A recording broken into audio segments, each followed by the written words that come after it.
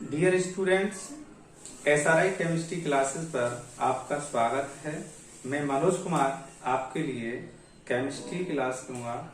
आज हम बेटा पढ़ने के लिए जा रहे हैं सॉलिड स्टेट 12th क्लास का फर्स्ट चैप्टर। सॉलिड स्टेट में बेटा आप जानते हैं कि जो पार्टिकल्स हैं वो बड़ा क्लोजली पैक्ड होते हैं। तो सॉलिड स्टेट की बात करें, सॉलिड सब्सटेंस की बात करें, तो इसमें जो आपके पार्टिकल्स होंगे वो क्या रहेंगे? क्लोजली पैक्ड रहेंगे। पार्टिकल्स क्लोजली पैक्ड रहेंगे, closely packed bye strong intermolecular force of attraction. Chapter का नाम है बेटा ठोस अवस्था। ठोस अवस्था किसे कहते हैं? ठोस अवस्था की डेफिनेशन की बात करते हैं तो ठोस अवस्था किसी पदार्थ की वह भौतिक अवस्था जिसमें उसके अवयवी कण प्रबल अंतराणु का आकर्षण बल द्वारा क्लोजली पैक्ड निकटस्थ संकुलित होते हैं, उसे बोलते हैं ठोस अवस्था। डेफिनेशन को बेटा रिपीट कर रहा हूं मैं।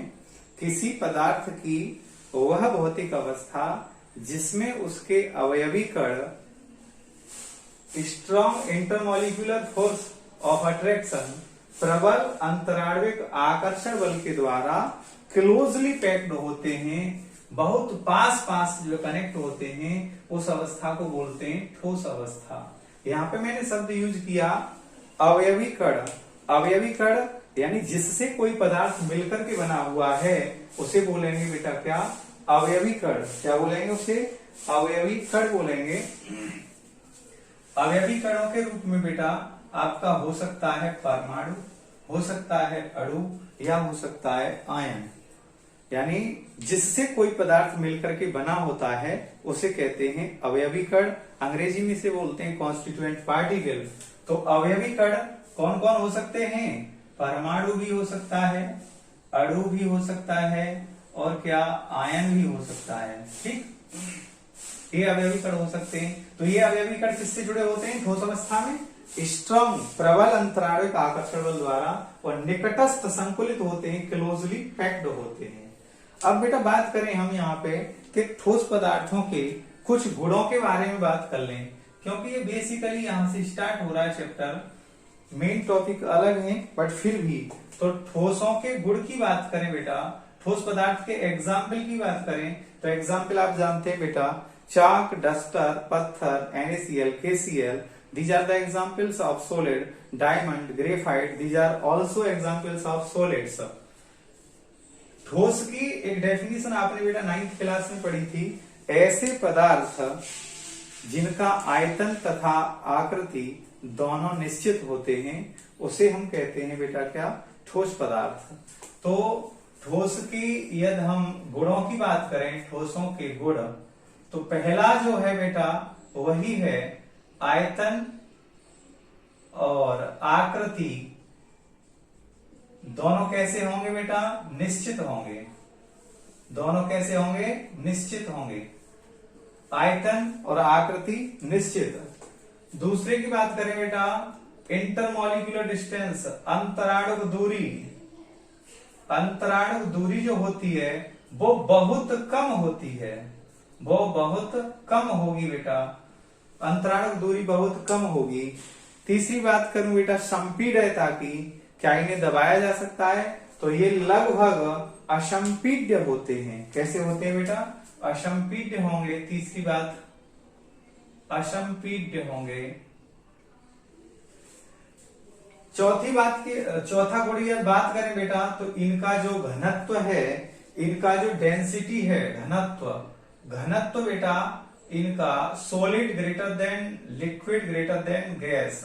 सबसे ज्यादा घनत्व जो है ठोसों का होता है। सबसे ज्यादा घनत्व किसका होता है? ठोसों का। और भी प्रॉपर्टी है बेटा, जैसे विसरण दर की बात करें तो विसरण दर सबसे ज्यादा गैस की होती है। बट यहाँ पे हम गैस और लिक्विड को स्टडी नहीं कर रहे, किसको स्टडी कर रहे हैं? सॉलिड के लिए स्टडी कर रहे हैं। तो सॉलिड की विसरण दर रेट ऑफ डिफ्यूजन सबसे कम होती है। यदि हम बेटा काइनेटिक एनर्जी की बात करें तो काइनेटिक एनर्जी सबसे ज्यादा गैस की होती है, उससे कम लिक्विड की, उससे कम यानी सबसे कम जो मतलब होती है वो ठोस की होती है। काइनेटिक एनर्जी का ऑर्डर यदि हम बात करें तो solid less than liquid less than gas. गतिज ऊर्जा सबसे ज्यादा गैस की होगी। यहीं पे बेटा पोटेंशियल एनर्जी की बात करें तो ये हो जाएगी solid greater than liquid greater than gas. अभी रेट ऑफ डिफ्यूजन की बात किया था तो सबसे ज्यादा किसकी थी? गैस की थी, वो भी solid less than liquid less than gas. तो ये विसरण दर की बात है। तो ये बेटा बहुत प्रॉपर्टी है जिनके लिए हम बात कर रहे हैं, बट यहाँ पर हम केवल ठोस की स्टडी करेंगे, सॉलिड्स की स्टडी करेंगे। तो ठोसों के बारे में आपको बहुत ही कम पॉइंट्स दिमाग में रखने हैं।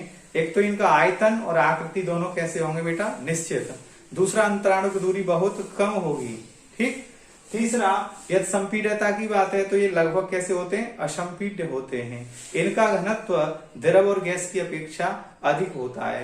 ये बेसिक बात थी बेटा ठोस के बारे में। अब हम पढ़ने के लिए जा रहे हैं क्या? ठोसों का वर्गीकरण। यहां से बेटा ठोसों का वर्गीकरण हम लेकर के चलते हैं। ठोसों का वर्गीकरण, तो ठोसों का वर्गीकरण बेटा दो आधारों पर किया गया है।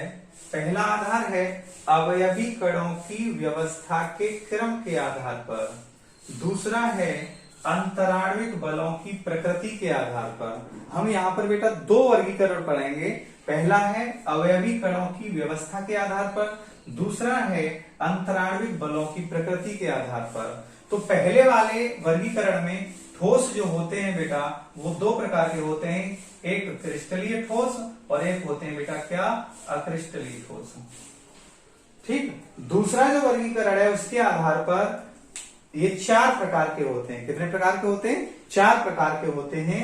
पहला सहसंयोजक ठोस, दूसरा आयनिक ठोस, तीसरा आणविक ठोस मॉलिक्यूलर सॉलिड, ये आणविक लिखा हुआ है बेटा, आणविक, और चौथा है धात्विक ठोस।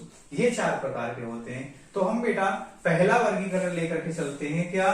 क्रिस्टलीय ठोस और अक्रिस्टलीय ठोस। ये बहुत ही इंपॉर्टेंट क्वेश्चन भी है, आता भी है बेटा एग्जाम में, बहुत सही तरह से हमारे लिए स्टडी करना है।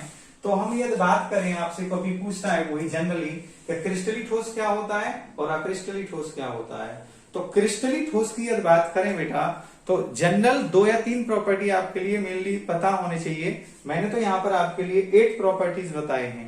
क्रिस्टलीय ठोसों में अवयवी कणों की जो व्यवस्था होती है वो निश्चित एवं नियमित होती है और इनमें लॉन्ग रेंज ऑर्डर होता है, दीर्घपरास व्यवस्था क्रिस्टलीय ठोसों में। जबकि अक्रिस्टलीय ठोसों में अवयवी कणों की व्यवस्था जो होती है वो अनिश्चित एवं अनियमित होती है और उनमें कणों की जो व्यवस्था पाई जाती है वो लघुपरास व्यवस्था पाई जाती है। क्रिस्टलीय ठोसों का जो गलनांक होता है वो निश्चित होता है, जबकि अक्रिस्टलीय ठोसों का अनिश्चित होता है। ये कुछ प्रॉपर्टी है जो कि जनरल डेफिनेशन बताए जाते हैं। तो हम बेटा 1 बाय 1 इनकी स्टडी कर लेते हैं। जैसे क्रिस्टलीय ठोस की बात करते हैं, इधर ये गुण दिए गए हैं। प्रॉपर्टीज पहला हम स्टडी करते हैं बेटा, तो अवयवी कणों की व्यवस्था क्रिस्टलीय ठोस में कैसी होती है? अत्यंत सुव्यवस्थित दीर्घपरास व्यवस्था, जो मैं आपको बता रहा था लॉन्ग रेंज ऑर्डर। जबकि अक्रिस्टलीय में क्या रहता है? ये व्यवस्था जो होती है वो कैसी होती है? अनियमित, और कण कैसे लगे होते हैं? लघुपरास व्यवस्था। दीर्घपरास व्यवस्था का क्या मतलब है? दीर्घपरास व्यवस्था का बेटा मतलब है कि बहुत लॉन्ग डिस्टेंस तक पार्टिकल एक ही अरेंजमेंट को फॉलो करें, उनमें कोई डिस्टरबेंस ना हो, उसे बोलते हैं long range order. Short range order लघुपरास व्यवस्था, थोड़ी डिस्टेंस तक तो सेम चले, फिर ये डिस्टर्ब हो गया ऑर्डर, फिर चले सेम, फिर डिस्टर्ब हो गया। तो ये इनमें बहुत कम डिस्टेंस तक क्या हो रहा है? वो मतलब चल रहे हैं उस पैटर्न में, उसके बाद फिर डिस्टर्ब हो जाते हैं। तो लघुपरास व्यवस्था क्रिस्टलीय में। अगला है ज्यामिति। क्रिस्टलीय ठोसों की ज्यामिति बेटा कैसी होती है? निश्चित होती है, जबकि अक्रिस्टलीय की कैसी होती है? अनिश्चित होती है। गलनांक इनका बेटा क्रिस्टलीय ठोसों का निश्चित, अक्रिस्टलीय ठोसों का अनिश्चित होता है। बेटा क्रिस्टलीय ठोसों का यह बोला जाता है शार्प मेल्टिंग पॉइंट होता है। शार्प का मतलब किसी का 85 डिग्री सेंटीग्रेड मेल्टिंग पॉइंट है, तो न तो वो 85 से मेल्ट होगा, पहले मेल्ट होगा, और न ऊपर, जबकि ये इनकी एक रेंज होती है, तापमान रेंज, कि इस रेंज से इतने से और इतने तक ये मेल्ट हो जाएंगे। तो कैसा रहता है? अनिश्चित रहता है। अगला प्रॉपर्टी बेटा गलन की ऊष्मा, इनकी क्रिस्टलीय ठोसों की निश्चित एवं लाक्षणिक होती है, जबकि अक्रिस्टलीय ठोसों में न तो निश्चित होती और ना ही क्या होती, लाक्षणिक होती है। संपीड्यता, क्रिस्टलीय ठोस सामान्य रूप से असंपीड्य होते हैं, जबकि आपके ये जो अक्रिस्टलीय हैं वो कुछ सीमा तक कैसे होते हैं, संपीड्य।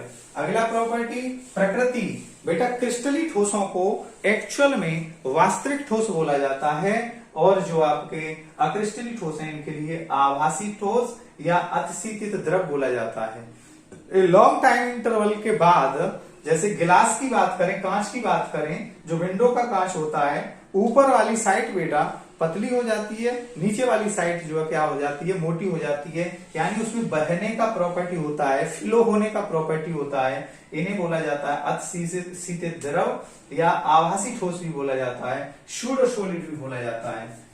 चाकू से बेटा काटे हम तो जो क्रिस्टलीय ठोस हैं उनमें बिल्कुल एकदम प्लेन सरफेस मिलता है हमारे लिए। क्या मिलता है बेटा? प्लेन सरफेस मिलेगा, बिल्कुल प्लेन। जबकि अक्रिस्टलीय ठोसों में कैसा मिलेगा? हल्का हल्का रफ सरफेस मिलेगा। ये पार्ट आपका हुआ तो इस तरह से हमने कट किया है, तो ये बिल्कुल प्लेन सरफेस मिलेगा क्रिस्टलीय में, और इधर मिलेगा कैसा? रफ सरफेस मिलेगा, खुरदरा पृष्ठ मिलेगा। दैशिकता प्रभाव, बेटा कई बार पूछा गया यही क्वेश्चन पूछ लिया जाता है कि विषम दैशिकता किसे कहते हैं। तो क्रिस्टलीय ठोस जो है वो बेटा विषम दैशिकता दर्शाते हैं, यानी इनका नेचर जो होता है वो एनाइसोट्रोपिक होता है, एनाइसोट्रोपिक नेचर, और ये जो होते हैं बेटा आइसोट्रोपिक होते हैं। इसका मतलब क्या होता है? विषम दैशिकता। विषम दैशिकता का बेटा मतलब होता है जब हमें किसी पदार्थ के गुणों का अध्ययन करते हैं और माप की विभिन्न दिशा में, ये एक्स अक्ष है, ये वाई अक्ष है, मान लो ये जेड अक्ष है, तो किसी पदार्थ के मतलब जो है भौतिक गुण माप की विभिन्न दिशाओं में, अलग अलग दिशा में मापने पर हमें बेटा अलग अलग मान प्राप्त हो। कोई प्रॉपर्टी मान लो विद्युत चालकता या कोई भी चीज मतलब हम मेजर कर रहे हैं और अलग अलग डायरेक्शन में उसे मेजर करें, और वो मान इधर मान लो अलग 5 मिला, इधर 2 मिला, इधर 3 मिला, तीनों डायरेक्शन में मापने पर अलग अलग मिला, तो उसे बोलते हैं बेटा विषम दैशिकता। ठीक। और समदैशिकता, जो अक्रिस्टलीय ठोस हैं वो समदैशिकता दर्शाते हैं। समदैशिकता का मतलब होता है कि माप की विभिन्न दिशाओं में किसी भौतिक राशि को यदि हम माप रहे हैं और वो सभी तरफ, चाहे एक्स अक्ष पे चले, चाहे वाई अक्ष पे चले या जेड अक्ष पे चले, सभी अक्षों पर सभी डायरेक्शन में कैसा हमारे लिए बिल्कुल सेम मिलता है वैल्यू, कोई डिफरेंस नहीं मिलता, तो उनके लिए बोलते हैं हम बेटा क्या? समदैशिकता। इस गुण को बोलते हैं क्या बोलते हैं? समदैशिकता। अब बेटा मैं हाँ बेटा, तो अब हम एग्जाम्पल की बात करें तो क्रिस्टलीय ठोस के एग्जाम्पल हैं NaCl, KCl, Na2SO4, हीरा, ग्रेफाइट, सल्फर, और धातुओं में बेटा कॉपर, सिल्वर, समझ रहे हैं? ये सब क्या क्रिस्टलीय ठोसों में आते हैं। अक्रिस्टलीय ठोस के एग्जाम्पल की बात करें तो रबर, प्लास्टिक, कांच एटसेट्रा, ये इसके क्या है बेटा? एग्जाम्पल्स हैं। तो बेटा ये यदि वीडियो आपके लिए समझ में आया है, सही लगा है, तो आप बेटा सभी लोग इसे सब्सक्राइब करें, लाइक करें और शेयर करें। ठीक है। SRI केमिस्ट्री क्लासेस पर आपका धन्यवाद।